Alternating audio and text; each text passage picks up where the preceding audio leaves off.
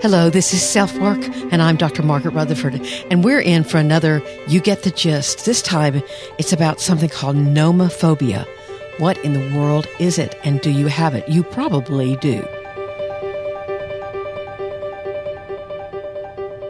Okay, sometimes I hate to admit something, but this time I must. I have nomophobia, and I bet many of you listening do as well, and you didn't know it had a name. What is it? It's a fear of being out of mobile phone contact.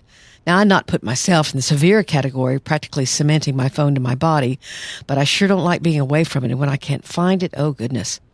When I read this article about nomophobia, I immediately thought of a TV commercial that watches someone wake up, and the first thing they reach for is not their partner or their pillow or their dog, but their phone. Iowa State University researchers offer a more complete definition, and here it is. It refers to fear of not being able to use a smartphone. It refers to the fear of not being able to communicate, losing the connectedness that smartphones allow, not being able to access information through smartphones, and giving up the convenience that smartphones provide. And actually, they've even devised a test at Iowa State to determine if you have it or not, and I've got a link to that test in the show notes. But who has it?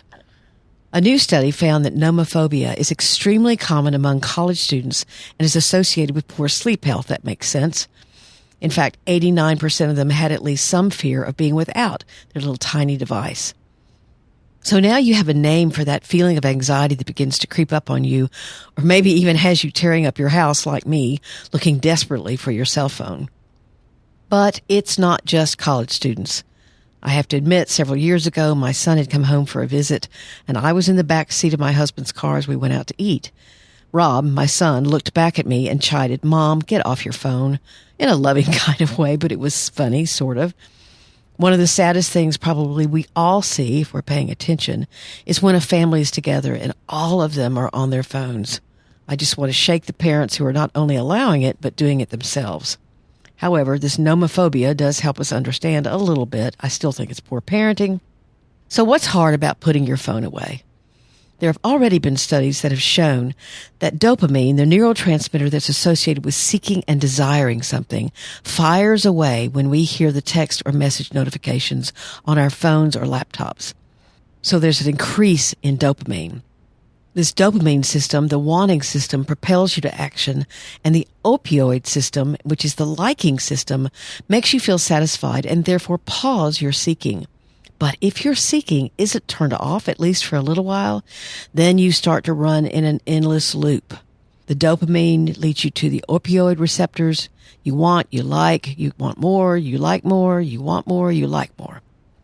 In a great article by Susan Weinschenk, she also stresses that the whole 140 character thing, something that's very short and pithy, which dopamine loves, as well as the unpredictability of when you might get a text back, keeps an addiction growing. For those of you who may have listened to episode 199, I talked a lot about intermittent reinforcement, and this is basically what it is, that you never quite know when a text is coming back. It's going to be 5 seconds, 20 seconds, 2 minutes, 2 hours, and so it keeps you checking. So what do you do about it? That's what we always talk about here on SelfWork, right? First, you keep yourself on a schedule. You can use that format on your phone that allows you to actually track the amount of time you're on your cell phone. It's very helpful. It keeps you accountable. You could turn off as many push notifications as possible. I have mine off from 8 in the morning until 10 at night because I just don't want to hear them go off all the time. You take distracting apps off your home screen. You don't go to bed with your phone, although it's my alarm clock, so that's my excuse. So mostly you want to put in place something that either reminds you not to check it or break that habit of checking it. But what I would also add to this list is to try to think, when I want to check my phone, what am I feeling? Am I bored? Am I excited about something I might see? Try to add some sense of acknowledgement or awareness or understanding of why you're checking it so much. And then you can begin to say, you know what?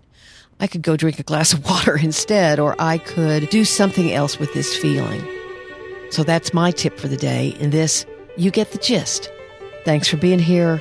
Take very good care. I'm Dr. Margaret, and this is SelfWork.